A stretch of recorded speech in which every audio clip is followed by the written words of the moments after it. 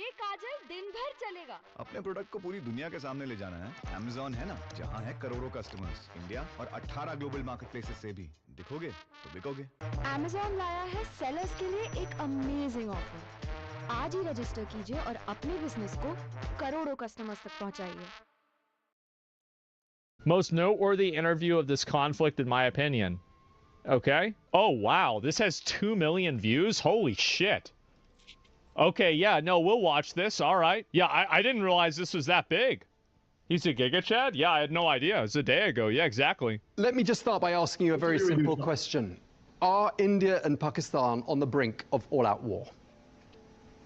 I certainly hope not. Certainly India has no interest in that whatsoever. All India wanted to do was to make it very clear that people from Pakistan can't just come across the border, kill innocent civilians who are just enjoying a tourist holiday and walk back across without having to pay a price for it. I think that's pretty fair. I do. I think that's pretty damn fair. So all India did was react in self-defense to a terrorist outrage. And India did so in an extremely careful and calibrated manner, and making sure they struck only known terrorist bases and headquarters. If they didn't strike known terrorist bases and headquarters, then why did they kill known terrorists?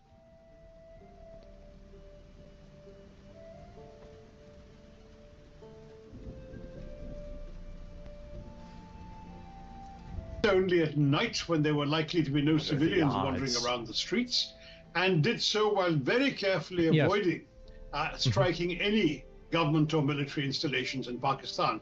If Pakistan chooses to stop its unnecessary provocations, India will not act. I'm quite sure about that. There is no proactive military engagement coming from the Indian side beyond the attacks in reprisal to the terrorism.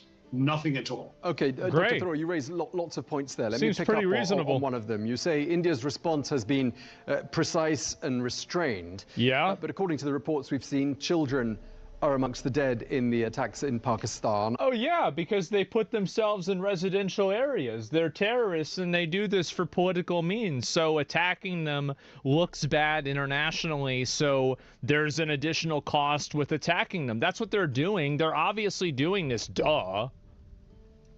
A mosque was destroyed. I mean, can we really say they've been precise and restrained? Yeah. These are extremely well-known terror bases, the headquarters of the Jaish-e-Mohammed in Bahawalpur and the headquarters of the Lashkar-e-Taiba in Muridke. These are not innocent places. If there were sadly any civilians staying there, there were families of terrorist leaders or those training to be terrorists. I'm really sorry to say this. There's no question in my mind that India would have been very happy to merely dismantle the terrorist infrastructure rather than even take a single human life. But the fact is that these are places known and listed not just by... That's also a really good point, is that, like, yeah, it's not like they're trying to kill the innocent people, whereas the terrorists do. That's their goal. The goal is killing innocent people for terrorists. The collateral damage is killing innocent people for non-terrorists. Indian Pretty big difference. Authorities, but by the international intelligence community. The agencies concerned are proscribed on the sanctions list of the United Nations Sanctions Committee. They are in no way innocent places, schools or mosques or homes. These are, unfortunately, places where terrorists are trained, financed, equipped, and dispatched to kill innocent civilians in India. That's what India was reacting to. So you're suggesting the Pakistani government sponsors these organizations. I don't know what you think the motive would be for Pakistan to do such a thing. They're also asking me every time I put this question to them, what's the evidence? What's the evidence, sir? What's the evidence? Well, how about the fact that the Pakistani army generals went to the funeral of the terrorists? Like, I feel like that's kind of a pretty big one, right? Well, as far as evidence is concerned, don't forget that Pakistan is a master of denial. They denied having anything to do with the Mumbai attacks that killed 170 people on 26/11/2008 until one of the terrorists was caught alive and the Pakistanis had to admit that he and everything he said came from them. They deny even knowing where Osama bin Laden was until he was found in a military encampment not far from a Pakistani army base inside Pakistan. Yep. This is the Pakistani route. It's constantly show us the evidence. Well, I mean, the fact is there is enough circumstantial evidence and there are intelligence intercepts on the basis of which India is acting, and India has absolutely no other reason to do this. Let's understand something very clearly, Tom.